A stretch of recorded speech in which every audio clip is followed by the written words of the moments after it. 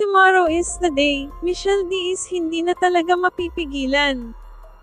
Di na nga maiiwasan ng mga Pinoy fans na ma-excite sa paparating na pagrampa ni ating pambato Michelle D sa Miss Universe bukas. Lalong-lalo na sa surprise final gown nito na susuotin sa nalalapit na huling parte ng competition.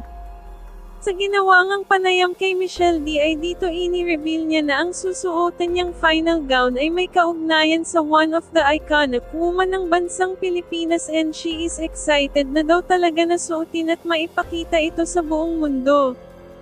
Kaya naman dahil sa hint na iniwan ni Michelle at ng team niya ay dito naman nagbigay ng mga hint o hula ang mga netizens.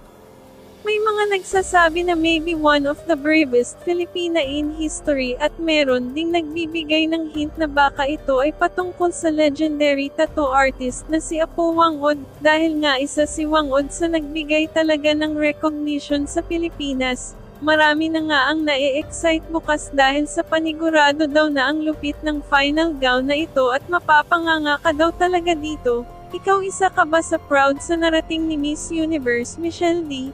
Kung oo ay i-like ang bidyong ito kaibigan. Adios!